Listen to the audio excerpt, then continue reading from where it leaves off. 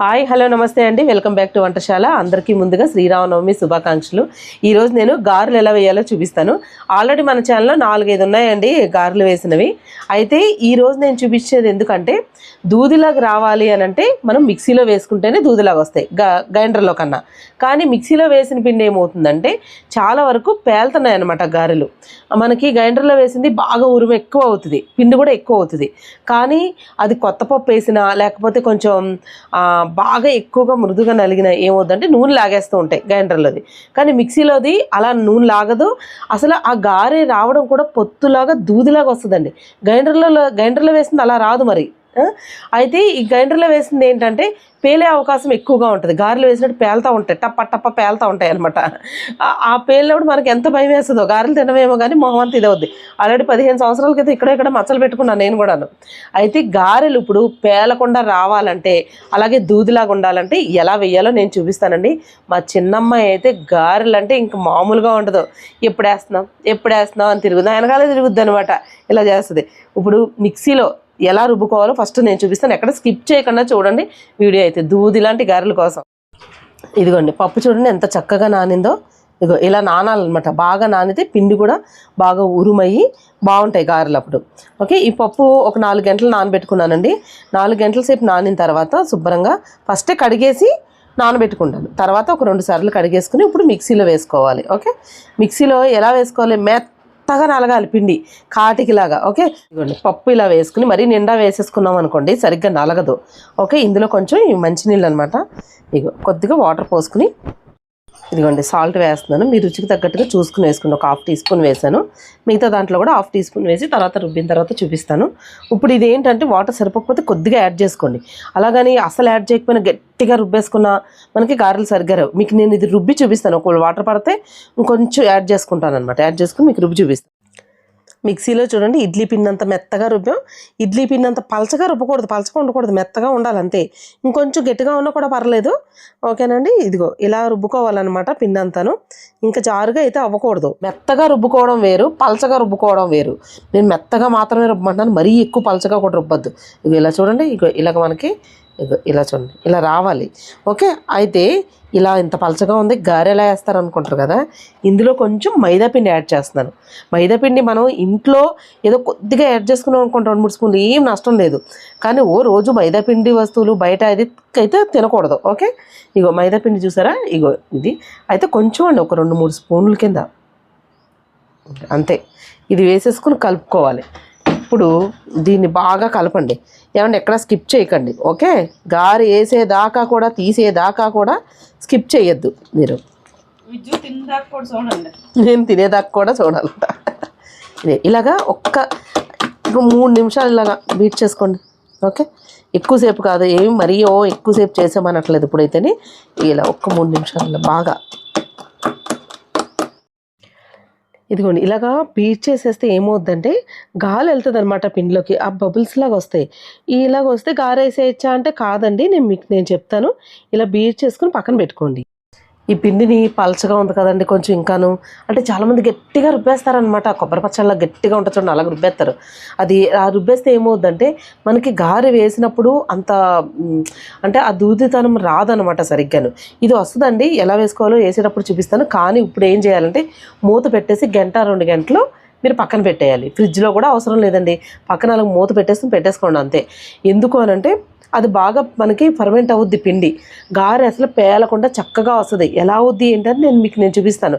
మాత్రం బయట పెట్టకూడదు. ఓకే, ఎందుకంటే పిండి పాడైపోతుంది అనమాట. 3 గంటల కన్నా ఎక్కువ అసలు పిండి ఉండకూడదు. ఓకేనా, ఈ పిండి అయితే ఇప్పుడు నేను ఒక 1.5 అవర్ లేదా 2 అవర్స్ లోపల మీకు నేను ఎలా అయిందో ఎంతసేపు తర్వాత వేసి చూపిస్తానో మీకు నేను చెప్తాను. మూత పెట్టేసి పక్కన పెట్టేసి ఇంట్లోకి వెళ్ళి పనులు చేసుకొని అప్పుడు వస్తాను. ఓకేనా, ఇదిగోండి ఇప్పుడు నేను గారెలు వేయడానికి ఆయిల్ పెట్టానండి. ఆల్రెడీ 2.5 అవర్స్ అయిందనమాట. అంటే ఒకవేళ మీరు 1 గంటన్నర అలా ఆ టైంలో కూడా వేసుకోవచ్చు. కాకపోతే కొంచెం ఎక్కువసేపు ఉంటే ఇంకా 3 అవర్స్ 4 అవర్స్ ఉన్నా కూడా ఏం ప్రాబ్లం ఉండదు. మనం మార్నింగ్ 8 o'clock అలా రుబ్బేసుకున్నాం కూడా మధ్యాహ్నం ఎవరైనా చుట్టాలు వస్తున్నారంటే వేసుకోవచ్చు. లేదా మధ్యాహ్నం రుబ్బి పక్కన పెట్టేసుకుంటే సాయంత్రం వేసుకోవచ్చు. ఇప్పుడు ఎక్కువ టైం ఇప్పుడు ఎండాకాలంలో ఏంటంటే 2 అవర్స్ నుంచి 3 అవర్స్ చాలు. అదే చలికాలంలో వర్షాకాలంలో అయితే ఎండది ఉండదు కదా, అలాంటప్పుడు తొందరగా మనకి పిండి పొంగడానికి కొంచెం టైం పడుతుంది. కాబట్టి 4 అవర్స్ 5 అవర్స్ ముందు కూడా రుబ్బేసి పెట్టేసుకోవచ్చు. ఫ్రిడ్జ్లో పెట్టిన అవసరం లేదనమాట. ఒకసారి చూపిస్తా చూడండి. ఇప్పుడు ఇది పిండి ఇందులోకి తీసేస్తున్నానండి. ఇత్తడి దాంట్లో ఏంటంటే కిలుం కింద చుట్టూ మధ్యలో ఏం అవ్వలేదు, కానీ ఇదిగో ఇక్కడ పిండి వేసిన దగ్గర అవ్వలేదు, ఈ చుట్టూ మాత్రం అలా ఉంది, అందుకని వేరే దాంట్లోకి తీసేస్తున్నాను అనమాట. పిండిని ఇలా చూడండి, ఇప్పుడు ఇలాగా చూడండి ఎంత బాగుందో. ఇప్పుడు పిండి మనకి గట్టిగా ఉండదు అనమాట ఆ పిండి. ఓకే, ఇప్పుడు దీన్ని 1-2 నిమిషాలు మళ్ళీ ఇలాగా బీట్ చేసుకోవాలి. ఎక్కువసేపు ఏం అవసరం లేదు మనకి, ఇంకా అవి పేలుతాయి అన్న భయం ఉండదు అనమాట. ఇప్పుడు ఇంకా చూడండి, ఇక బెలూన్స్ లాగా ఇప్పుడు మనకి ఎలాగంటే ఇక బబుల్స్ కింద వస్తుంది, చూపిస్తాను మీకు. ఇలా చూడండి, మనం చేస్తుంటే చూడండి, ఇదిగో బుడగల్లాగా వచ్చి అవి ఎలా అవుతుందో అలా వచ్చిందంటే పిండి మనకి బాగుంటుంది అనమాట. ఇంకా ఇప్పుడు గారెలు వేసేసుకోవచ్చు. ఏమండి ఇంత పలచగా ఉంది, గారెలా వస్తుంది అనుకుంటున్నారు కదా, వస్తుందండి, కానీ మనం నీళ్ళ తడి చేసుకోవాలి. ఇప్పుడు ఫస్ట్ ఏం చేస్తానంటే ఉత్తి గారెలో వేస్తానండి, కొంచెం జీలకర్ర వేసి కొత్తిమీర వేస్తాను అంతే. ఎందుకో కొద్దిగా సన్న కట్ చేసుకున్న కొత్తిమీర వేస్తున్నాను. ఒక 1/2 టీ స్పూను జీలకర్ర వేసాను. జీలకర్ర వేసి వీడియో ఆన్ చేయడం మర్చిపోయాం, మీరు జీలకర్ర వేసుకోండి. ఓకే, వేసేసుకొని ఇలా కలిపేసుకోవాలి బాగా. మీరు కొంచెం జీలకర్ర ఎందుకు వేసారంటే ఉత్తి వేయకూడదు అంటారనమాట, అందుకని వేసాను. అయితే ఇవి పచ్చిమిరపకాయలు కానీ ఉల్లిపాయ ముక్కలు కానీ వేసాను అనుకోండి, మా చిన్నమ్మాయి అసలు తిందు, గారెలు పిచ్చి అసలే మామూలుగా కాదు, ఇలాగే వేసి పెడతాను. అందుకే ముందు తనకి వేసేసి అప్పుడు ఉల్లిపాయ పచ్చిమిరపకాయ వేస్తాను అనమాట. అయితే ఈ గారెలు కనుక ఎర్రగా రావాలి కొంచెం అని అంటే కనుక కొంచెం మజ్జిగలో కానీ లేకపోతే పాలు కానీ పక్కన పెట్టుకోండి. కొద్దిగా ఒక గిన్నెలో పలచగా కొద్దిగా మజ్జిగ, 1-2 స్పూన్లు పెరుగు కానీ ఏదనేసి నీళ్ళలో కలిపేసుకోవడం. ఇప్పుడు నేనేంటంటే మా అమ్మాయికి ఎర్రగా కాదు తెల్లగా ఉండాలి, లోపల బాగా ఉడకాలి. అది పిల్లలు ఎలా చెప్తే అలా చేయాలి, ఏం చేస్తాం తప్పదు అది.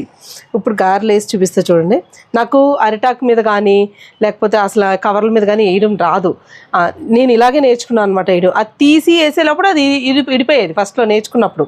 పెళ్ళి అయిన తర్వాత నేర్చుకున్నానులేండి ఈ గారెలు వేయడాలు, బూరెలు వేయడాలు ఇవన్నీ. నూనె కాగింది, ఇప్పుడు గారెలు వేసుకుందాం. చెయ్యి ఎప్పుడు ఇలాగా నీళ్ళ తడి చేసుకోవాలండి, లేకపోతే గారె రాదు అనమాట. ఓకే, తడిగా ఉంటేనే మన చెయ్యి, అలాగే నీళ్ళు ఉండకూడదు, తడిగా మాత్రమే ఉండాలి. ఓకే, ఇలా చూడండి, పిండి ఎన్న పూసలాగా ఉంది అసలు.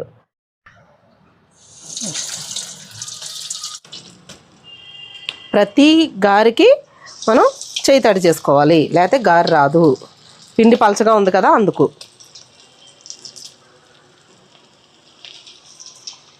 అంట మీడియంలో పెట్టుకోండి, సిమ్లో పెడితే నూనె లాగేస్తాయి.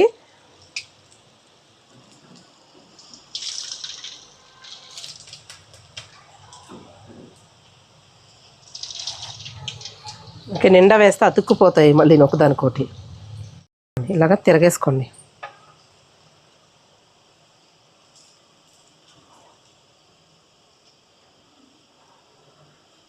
ఇగోండి ఇలాగా వేగుతూ ఉన్నప్పుడు తిరగేసుకోండి. ఓకే, ఇలాగా ఇవి మనం ఏమి అంటే పాలు కానీ మజ్జిగ కానీ చేయి తడి చేసుకోకుండా ఉంటేనే ఇంత ఎర్రగా వస్తున్నాయి. ఇంకా తడి చేసుకుని ఉంచు, మంచి గోల్డెన్ కలర్లో బాగా వస్తాయండి కలరు. ఓకే, చూడండి గారెలు ఆల్రెడీ వేగిపోయినాయండి, ఇదిగో తీసేస్తున్నాను.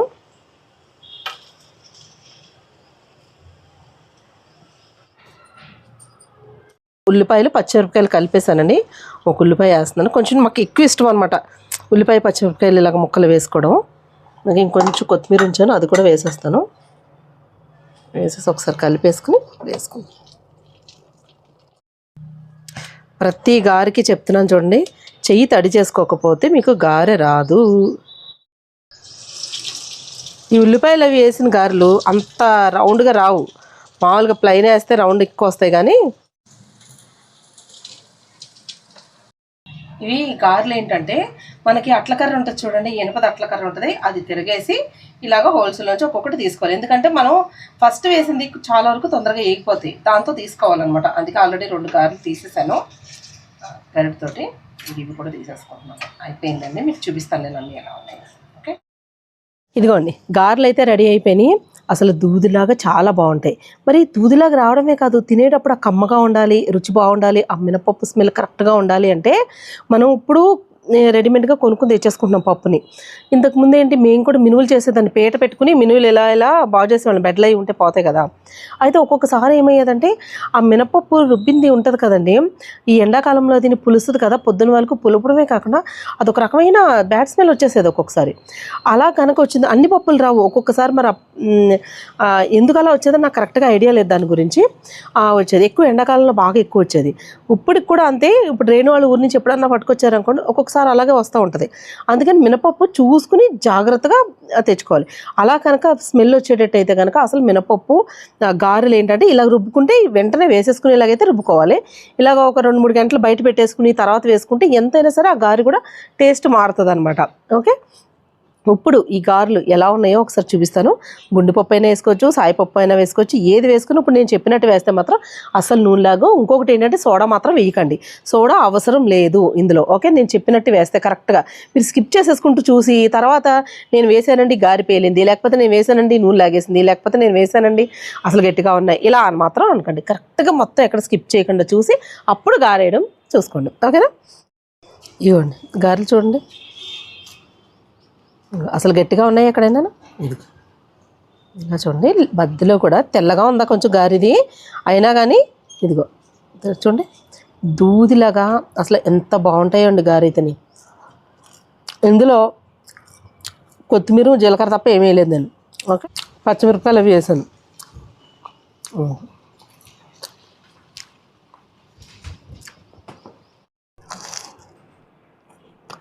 ఎంతమందికి పచ్చిమిరపకాయలు ఉల్లిపాయ ముక్కలు వేసుకుని తింటే ఇష్టం చెప్పండి. ఆల్మోస్ట్ గారెలో వేస్తారు, ఇప్పుడు పిల్లలు అందరూ తినరు.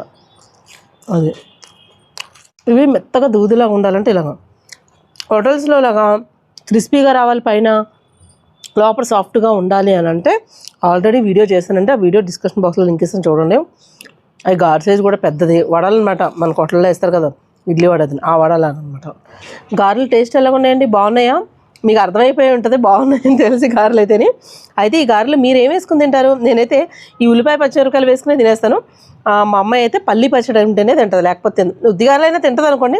పల్లి పచ్చడి ఇష్టం, కొబ్బరి పచ్చడి అంత బాగోదు, పల్లి పచ్చడి బాగుంటుంది, వేరుశనగ గింజల పచ్చడి. లేదు అని అంటే ఆవకాయ మెయిన్. ఎక్కువగా దీనికి పచ్చడి చెయ్యకపోయినా పర్వాలేదండి, ఆవకాయ ఓటు ఉంటే చాలు. మీరు ఎంతమంది ఆవకాయ ఓటు వేసుకుని గారెలు తింటారు చెప్పండి? ఆ టేస్ట్ నిజంగా ఆవకాయ ఓటుతోటి పెట్టుకుని తింటే చాలా బాగుంటుంది. నాకు ఎక్కువగా ఇలా ఉత్తిగారెలు తినేయడం కూడా చాలా ఇష్టం అనమాట, ఉల్లిపాయ పచ్చిమిరపకాయ ఉంటే చాలని. ఓకే, మీ అందరికీ ఈ వీడియో నచ్చిందని అనుకుంటున్నాను. మా వీడియో నచ్చింది అనుకోండి మా ఛానల్ సబ్స్క్రైబ్ చేయండి, లైక్ చేయండి, షేర్ చేయండి. మళ్ళీ వచ్చే వీడియోలో ఒక మంచి రెసిపీతో పాటు మళ్ళీ కలుసుకుందాం. అంతవరకు సెలవు, బాయ్ బాయ్.